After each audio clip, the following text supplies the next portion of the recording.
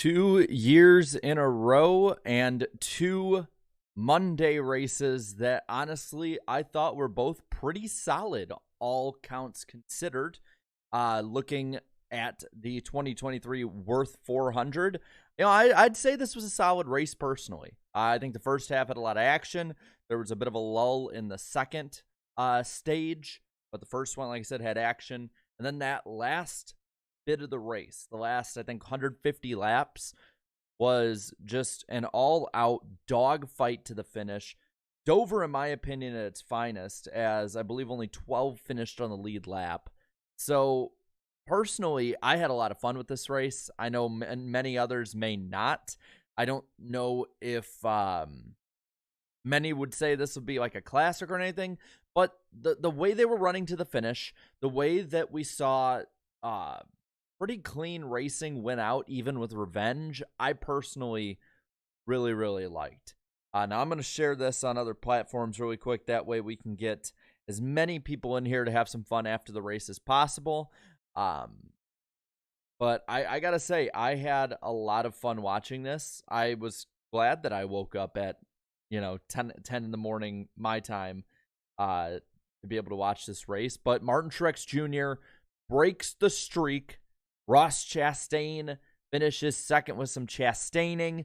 We have tons of tire fall off. We have different comers and goers. A lot of fun stuff overall to talk about. A lot of water cooler talk. A lot of debate that we can bring from this race this week.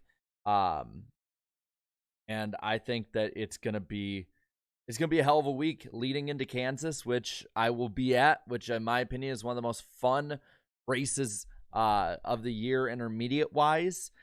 So overall, I don't know about you guys, but I had a lot of fun with this. Now I'm just making sure I got tweet out just to make sure that everyone possible can come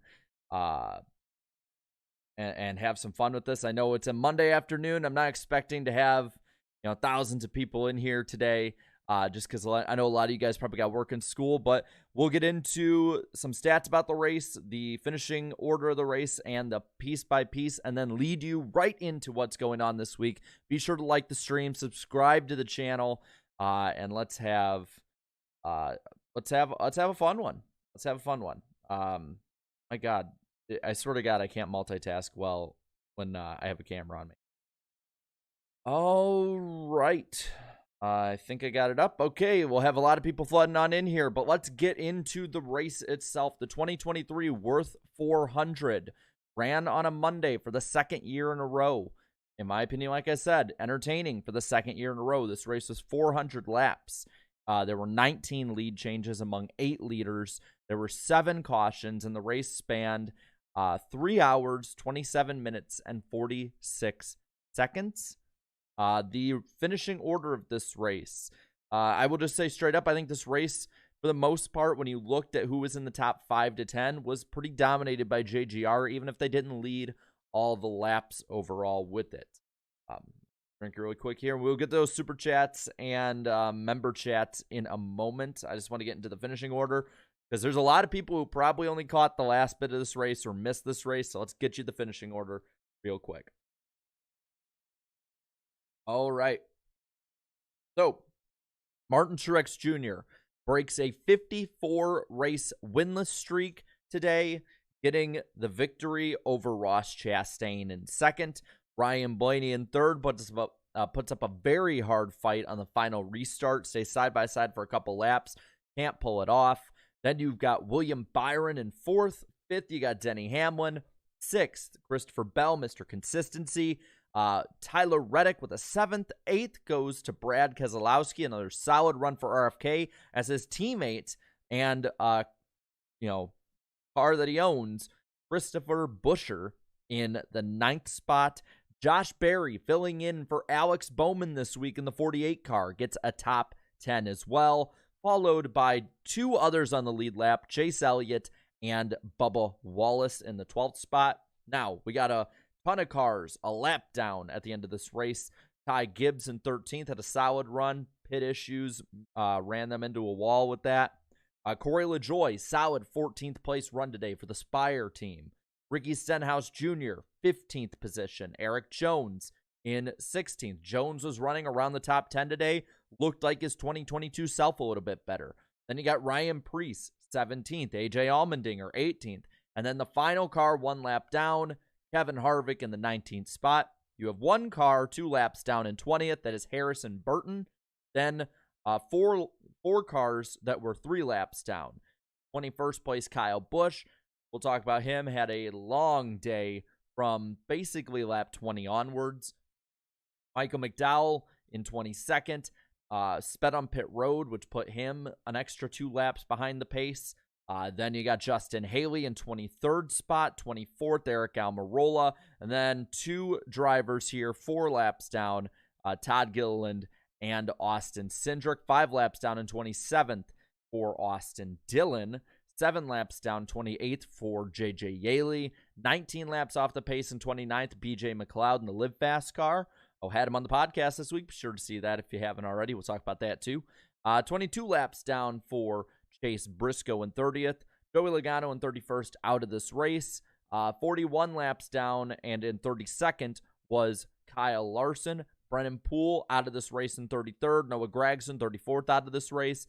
Flores as well as Ty Dillon in last, both out of this race with crash damage.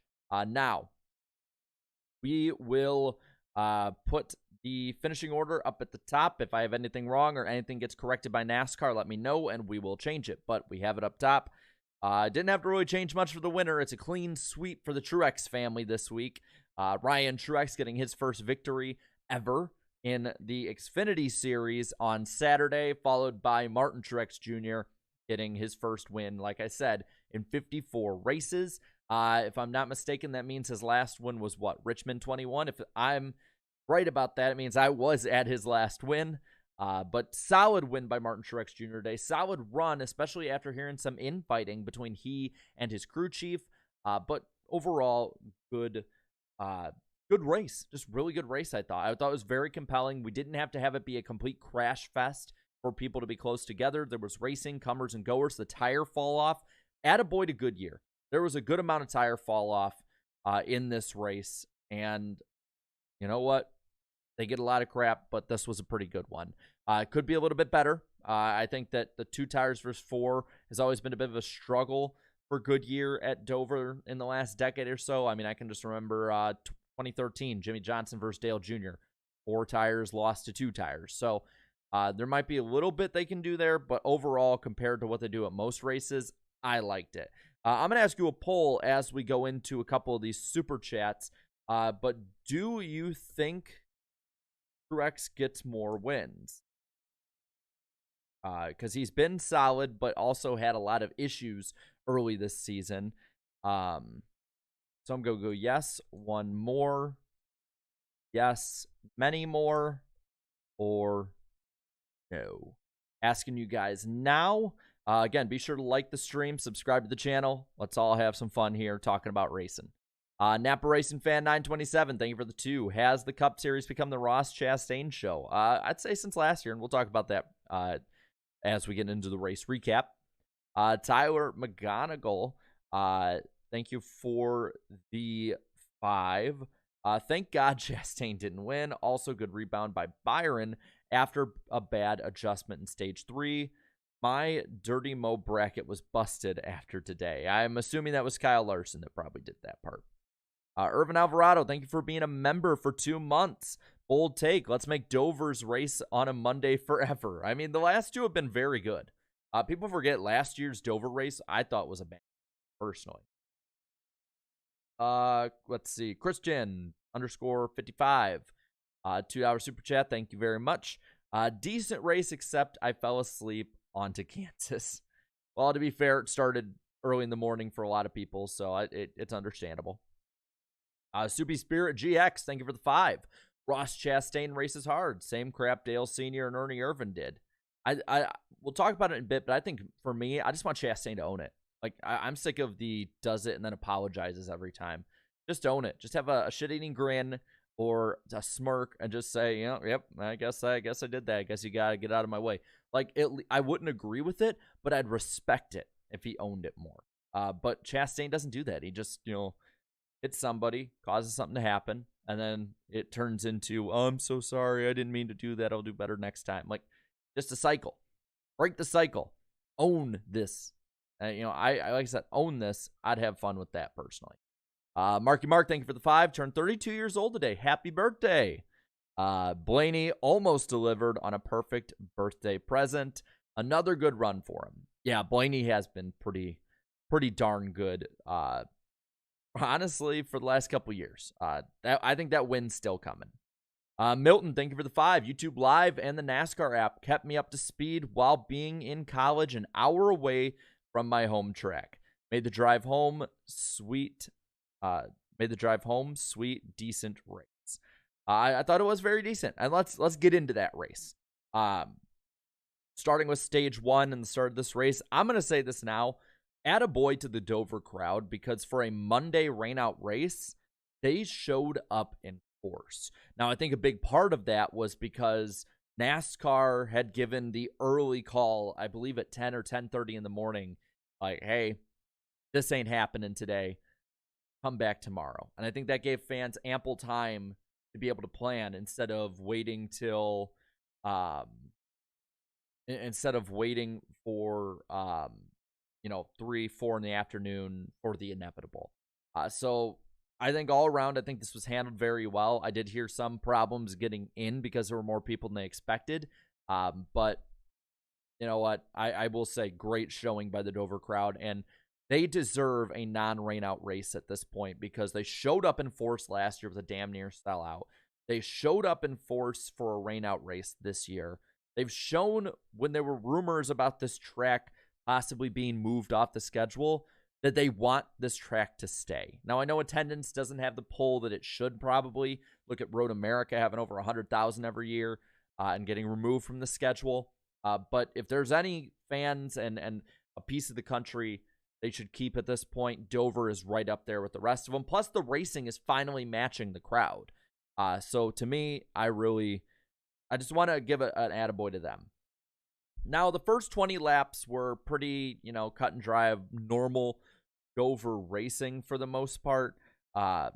Nothing that I would say is too out of the ordinary. They were racing to really that point just so that they could, honestly, just so that they could check the tires out. They do, and Kyle Busch is speeding on pit road, and this caused a huge amount of problems for Kyle Busch. He was proving to never be able to follow up and correct those mistakes as the day went on. About 9 laps later from the comp yellow, Gragson goes around. He has a broken or bent toe link, one or the other. Ends up not meeting minimum speed and getting parked, finishing 34th. This is Noah Gragson's 5th consecutive finish below 30th this season so far. So very poor showing for the rookies so far this year. But then lap 35, you have Daniel Suarez go around with Ty Dillon and BJ McLeod behind him. Turns out that Kyle Busch, I think the broadcast said he ran into Ty Dillon. I couldn't tell if it was Dillon or McLeod he ran into. Either way, damages the nose, damages the splitter. The car does not drive the same the rest of the day. They try later on to take 2 tires versus everybody else's 4. By the end of the stage, I believe it was a stage 1 or 2. I can't remember which stage, but by the end of that stage, he's out. He's a lap down, passed by his teammate at the line, lap down the rest of the day, ends up finishing 3 off the pace as his car was junk from that moment forward.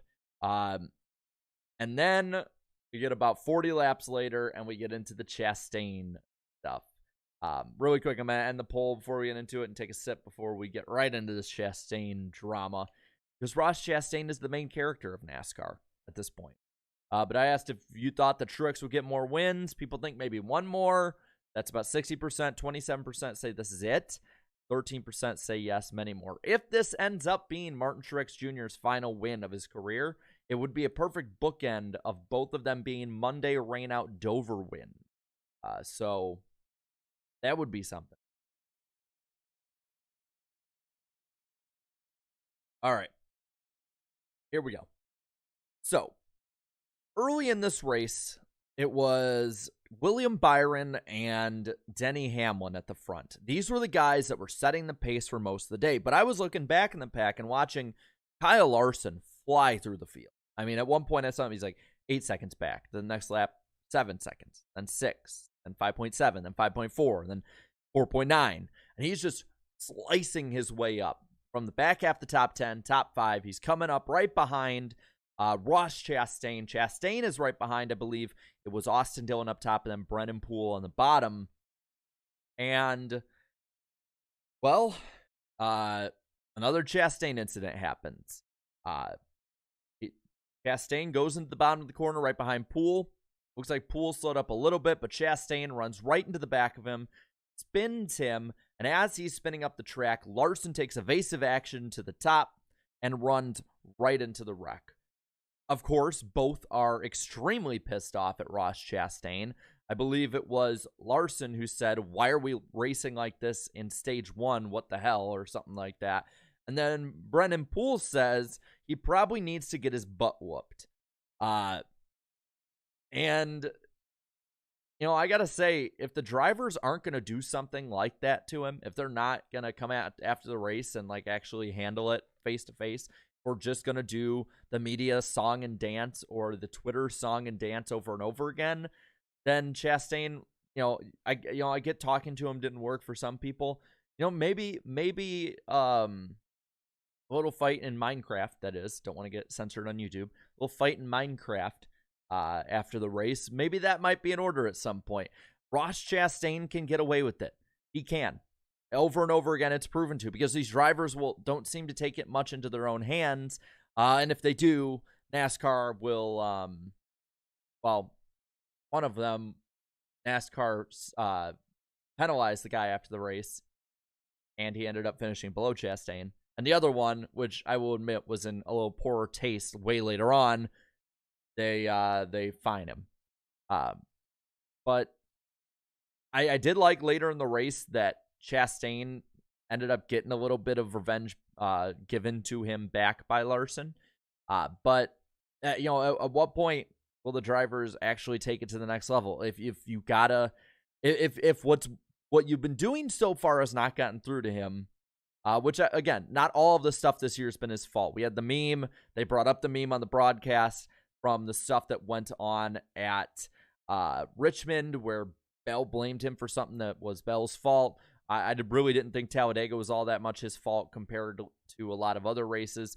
So, it's not all been his fault, especially this year. But that one clearly was. But the drivers, if they're not going to do anything about it, why should he stop racing? He shouldn't stop being aggressive. Even if I disagree with it, it's still good for the sport seeing somebody be this aggressive, this over the top, this fun with it. It makes it fun. We have something good to talk about this week. And a lot of times at Dover, we wouldn't have them. I just think that, it's either you got to handle it yourself, or Ross, you got to own it. And that's my big thing with it too, is Ross Chastain needs to own being the villain, or the anti-hero, or whatever the hell you want to call him. He needs to own this at this point, because you're going to do it over and over again. I guarantee you it's going to happen again. So just say, oh yeah, if you're going to drive like the Intimidator, stop trying to act like Mark Martin. That's the way I kind of see it. We saw the same thing, except he did own it. I will say this person did own it 15 years ago. But 15 years ago, we saw the same thing with Kyle Busch, where people loved that he, not loved, but a lot of people respected that he won like Richard Petty. He drove like Dale Earnhardt in a lot of ways, but people wanted him to act like Mark Martin. It's not going to work. Those two sides do not mix together as one driver, in my opinion. Ross needs to own it. He doesn't have to go out there and be malicious. He doesn't have to be like, oh, he deserved it. No, don't do that. But don't come out here every time and have the same song and dance crying apology to the media. Just own it. Be the villain. NASCAR needs a villain. Kyle Busch at this point, I don't think is the villain. Joey Logano is, more often than not running sub 30th this year. He can't really be the villain if he's running back there. Ross, own it. That's all I ask. because I think that Ross Chastain as a personality is really fun. I think the melon smashing is really fun. I think the driving is insanely fun to watch. Like I said, I might disagree with what he does, but I can't say that I'm not having fun. I am having a ton of fun watching Ross Chastain. I just, like, I will say it over and over and over again. He needs to own it, or, if he's going to drive like this is his driving style. So be Ross Chastain. But I will say it was pretty funny. I'm not much for Fox Sports stupid funny gags. It was funny seeing the thanks Ross, or it's Ross Chastain's fault meme come up. Personally, I mean, the guy runs up front.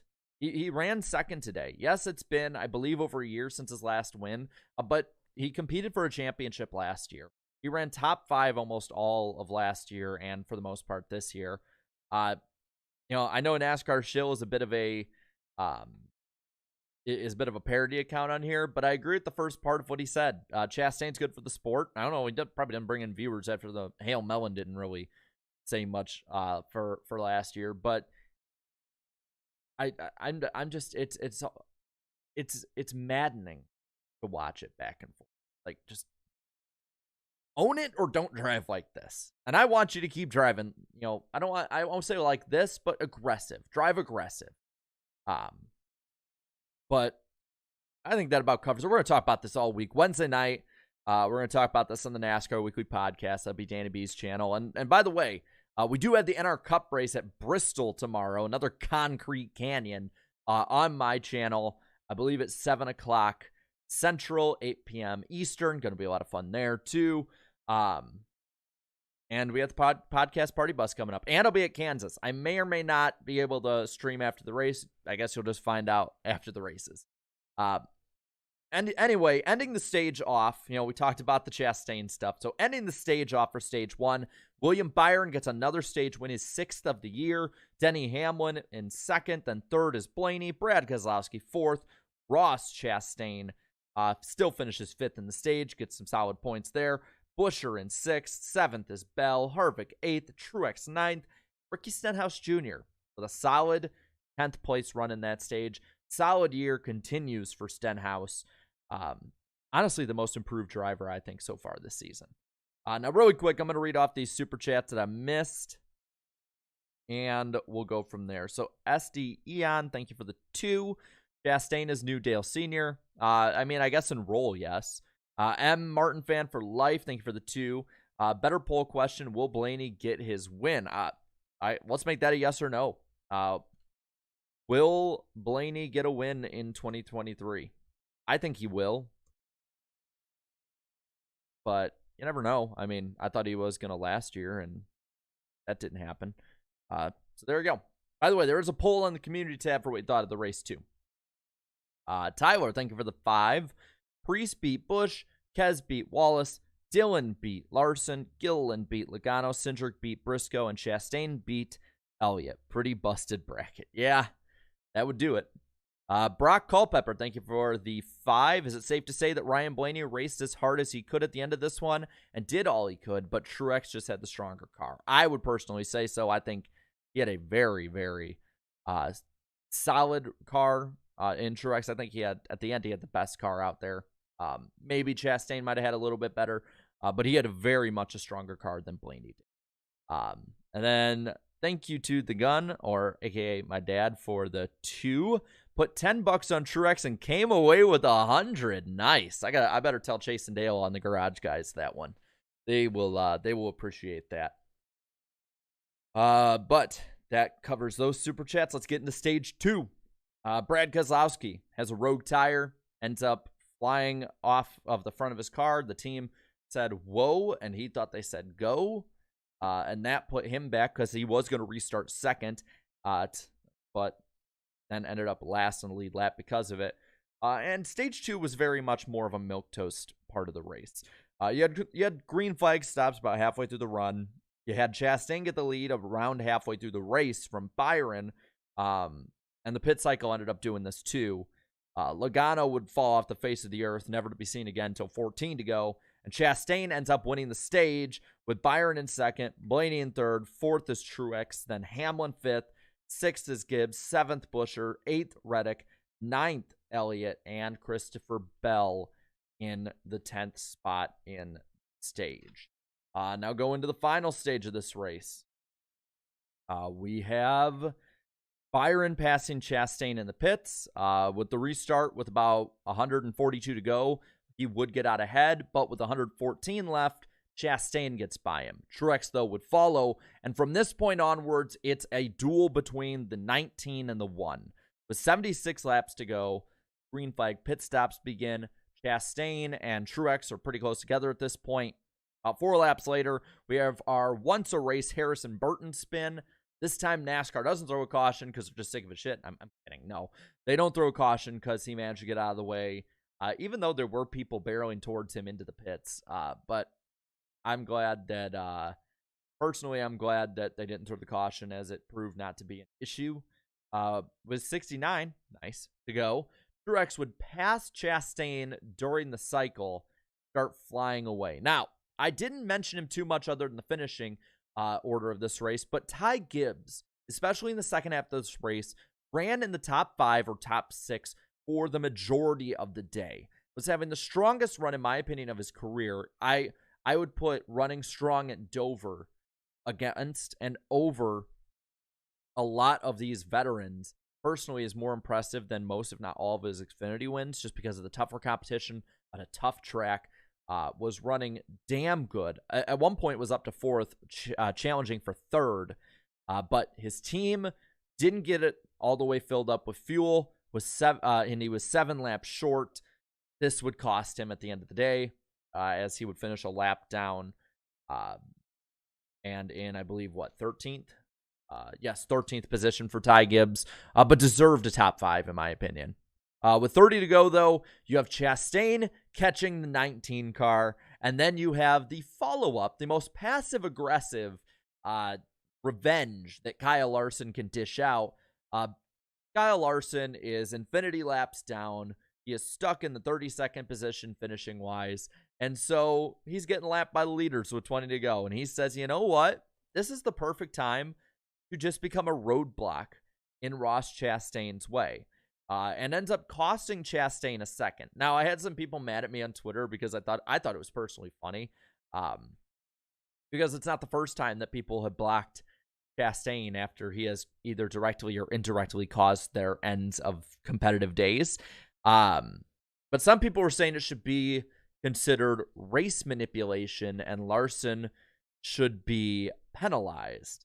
I want to ask you, should Larson's revenge on the 1 be considered race manipulation? Because, in my opinion, NASCAR's opened up Pandora's box with this. They've opened up an issue where any simple revenge, no matter which way you do it, fans are going to scream race manipulation, as if the drivers aren't manipulating the races themselves by racing hard, having revenge back and forth, or making mistakes, different things like that. I don't think it is, personally. I want to ask you if you think it is. I personally, like I said, I don't see it being race manipulation. And like I said, I think NASCAR opened up Pandora's box with a very stupid precedent. But maybe I'm wrong. I just, the way it is, you can consider anything race manipulation outside of racing hard. I guess you could maybe be like, oh, the 100% rule, but NASCAR barely brings that up. I'm seeing that a large majority of you are agreeing with me. But yeah, I just think NASCAR opened up a stupid box by making another vague rule or another vague ruling.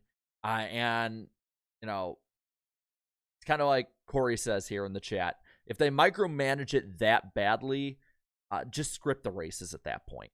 Because I think that would be, I don't know, I think it'd be pretty dumb. And also a dumb part of it, too, is brought up by KAGG here, saying Larson has to do is just not acknowledge it. Yeah. I mean, it's a very stupid precedent, in my opinion. It's one of it is one of probably the dumber rulings that NASCAR's new regime has made in the last couple years. Because now you're just going to have fans left and right who are wrong, saying race manipulation and blah, blah, blah, and favoritism. And I just don't see it. I see it as a funny-ass, passive-aggressive blocking. He did it for maybe a lap. And Chastain, as we'll talk about here, made that back up in 2 laps. Chastain was flying at the end of this race. He was coming right up to the back of the 19. So personally, I don't think it really ended his race as much as a lot of maybe Chastain fans might want to say. And listen, you're going to drive that way. You got to expect that you're going to be treated like that, So with 14 to go, there's this battle heating up. It is Truex. It is Chastain. It is really shaping up to be a classic finish, in my opinion. It's a long green run, yet still they come together at the end of it, which I personally think is awesome. I love that kind of racing. And then Logano loses it. Sounds like his tire caught fire, the way that I think Toby Christie had brought it up on Twitter. I might be attributing it to the wrong person, but so double check me on that. But Logano goes around, nails the wall, caution comes out. I know we can't help it. I know we can't. By the way, 77% are saying it should not be considered race manipulation. Or 75%. So I know Logano can't help it. I know that it was a freak accident. It was a very legitimate caution. But man, I'm getting so sick of these good green flag runs, these great races, finishing off with a late race caution and a green white checker or a less than 10 lap duel to the finish. It ended up still being a fun finish, as we'll talk about. But man, I'm getting so annoyed by it at this point. It's just becoming a weekly thing. And I'm somebody who, I love myself some action-packed finishes, but I am not somebody, especially, and I know it wasn't this week, but I'm not a fan of green-white checkers. I'm not a fan of every week having a late restart to drum up entertainment, even if it was a legitimate caution. I know it can't be helped, and I'm not saying that NASCAR did anything wrong. I'm just saying, man, it would have been fun to see how that ended out.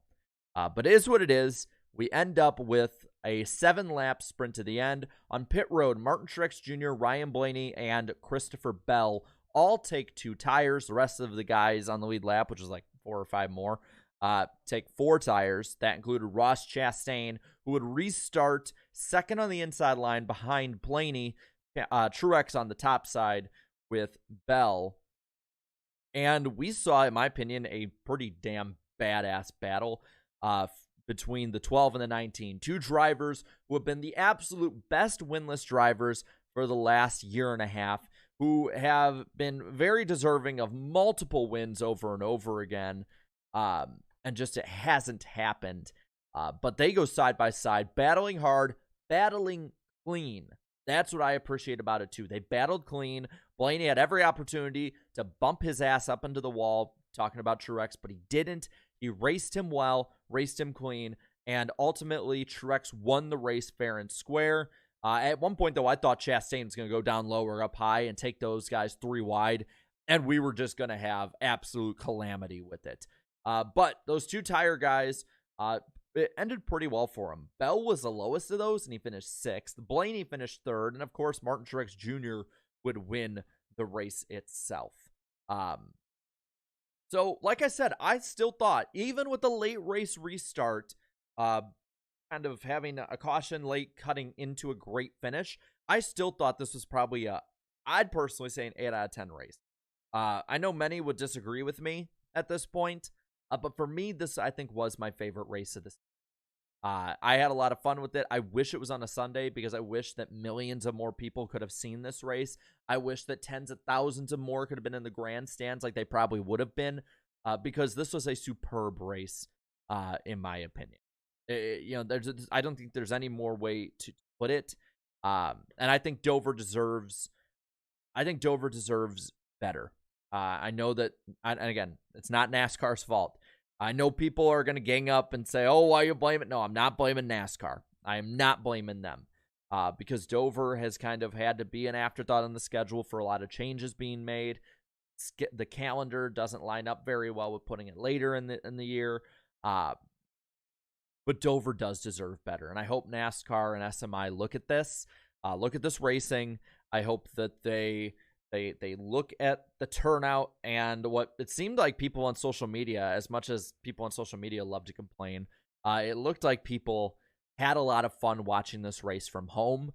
So I hope, like I said, I hope Dover gets a lot more. I think it really does deserve more. But that pretty much covers it. Really quick, before we get into these super chats and talk a little bit about Kansas, I want to remind you guys a few things. NASCAR Cup Series, iRacing at Bristol, 300 laps tomorrow night on my channel in just about 24 hours, a little more, honestly. Starting at 7 p.m. Central, 8 p.m. Eastern. Then same time next night on Danny B's channel for the NWP, NASCAR Weekly Podcast. And then I want to remind you all about the Cup car that the Daily Downforce and Eric Estep, as well as the NASCAR Weekly Podcast bunch, Scene Vault guys, and the Garage guys are all being on here. Absolutely love this scheme. Cannot wait for this to happen. It is going to be an absolute blast. Here's the first picture we got of the podcast party bus. You can pre-order diecast for this. I believe you go on dailydownforce.com/partybus. It should be towards the bottom, but you can see pictures of the car. You can race this on iRacing now. You can get a shirt with the party bus and with this logo as well. Special thanks to Comics by Bruno for making this. Awesome guy. Follow him on Twitter if you haven't already. And thank you to Live Fast, Daily Downforce, everybody involved with this. It is absolutely incredible to see, and I cannot wait to be at Darlington in 2 weeks to see this baby in person and live. But there is that. Now, I'm going to read a couple more super chats. If you guys want to leave any more, let me know. I will see them and read them. And then we'll talk a little bit about Kansas, and we'll be, I'll get out of your hair for the day. You enjoy your Monday. First day of May, too. May 1st. So thank you guys for jumping on as well. But here we go. NASCAR Sun 2414. Thank you for the 5. Jarrett, I will be at Kansas. Should I keep track of your Twitter account to try and meet you this upcoming race weekend, or what else is best to meet you? So for me, I am going to work really hard with it, and I'm going to definitely talk to people I'm friends with at the track so that they keep me honest with it. But I want to be at the tweet up for sure. I've had issues going to the tweet up before where I just either forget or I get caught up on something else. And there's a lot of people that are disappointed if I'm not there. So I definitely want to be there. I want to be there for honestly like 15, 20, 30, 40, 50, however long minutes, hour, however long it is that we're all going to be down there. I want to hang out with everybody. So if you're going to Kansas, come on down. I don't know where exactly to be. You'll have to watch Bob Pockris or Jeff Gluck's Twitter. They're usually the ones that put it on. But as soon as I find out, I'll be able to tweet it out. But yeah, good question. And for anyone going to Kansas, I hope I get to meet you guys. I probably will only be out there Sunday, outside of the infield, because I'm going to be getting there a little bit later on Saturday. I'm visiting a friend up in Iowa the night before. So I'm going to be all over the Midwest this coming week. But I can't wait to see you all there. And if I'm able to stream after the race, I will. I don't know. I saw that Jeff Gluck and Jordan Bianchi did the teardown live last week at Talladega from like a broom closet. So maybe I'll do that. Maybe I'll just go to my car if it's outside the track. I don't know how all that works, but I will keep you guys updated through the week for both people at the track and people at home. And the Napa Racing Fan 927, thank you for the 2. Spring Sonoma to have Dover Pocono Gateway after the 600. I like Gateway right after it. Maybe Dover. Maybe switch Dover and Gateway. I don't know. I want to see what Gateway does this year before I say change them by any accounts. But I do think Dover needs to be closer to the summer again, because it seemed to be a lot better when it came to weather in that respect. Now, looking forward to the coming race at Kansas. I'll give you guys a very brief synopsis of what we got. Last race there, I was at that race. It was in September of 22. Bubba Wallace ended up winning that in his 45 car. And behind him was Denny Hamlin, Christopher Bell, Bowman and Truex top 5. Toyota dominated the top 5. Chevrolet was the rest of them. Highest finishing Ford in that race was Ryan Blaney. Guy that led the most laps was Alex Bowman, though he's not going to be in it this week. That 48 car is. So maybe watch for Josh Berry to get another top 10 run. That might be something we'll see. But look for 2311 and Toyota especially to be fast. Look for Kyle Larson to be fast. As I believe he finished second to Kurt Busch last year in what would end up being Kurt Busch's final win of his career. But the 45 car, whether it be with Bubba's team or whether it be Kurt Busch, the 45 swept the weekend last year at Kansas. Kyle Larson finished in the second spot. Kyle Busch finished third. You know what? He struggled in the past at Kansas, but it seems like he's gotten it figured out the last couple years. But again, Toyota dominating the top of the board. 5 of the top 6 were Toyotas. No Fords finished in the top 10 in that race. Austin Cindric was the highest finishing Ford. So, if anything like last year, Toyota and Chevy are going to have a bit of a duel together. At least that's what's looking like from the previous season. You look at Christopher Bell. He led a lot of laps there last year. Larson and Busch did. Both Busch brothers did. And William Byron led a lot of laps last year. So, you know, those are some guys to look out for this coming week. A lot of times there's a lot of guys finishing on the lead lap in this race. So, at least last spring. So yeah, there's a lot to look forward to with Kansas. And Kansas, in my opinion, is the best mile and a half outside of Homestead at this point. The racing's really good there. The next gen really gels well with this track. Multi-groove racing. So I'm going to have a lot of fun watching this racing. We got the Truck Series Saturday night, I believe. Just 2 series this week, this coming week. Xfinity has a week off. But yeah, I think that about covers it. Be sure to check us out tomorrow night on my channel for the NASCAR Cup Series, and then Danny B's channel on Wednesday night for the NASCAR Weekly Podcast. We're going to talk all about Ross Chastain. But yeah, videos through the week, and coverage through the weekend. I think it's going to be a hell of a lot of fun. Hope I get to see a lot of you guys out there. Hope I get to see a lot of you guys on the weekend if I'm allowed to do any kind of streaming. One way or another, I'll probably do some kind of stream this weekend, just so I don't leave everybody hanging. But yeah, I think that about covers it. Another Monday race at Dover. Still another good one at that. But thank you guys so much for watching, and I cannot wait to see you all through the week. And I guess until next time, have a good one and have a good day. Have a happy Monday, guys.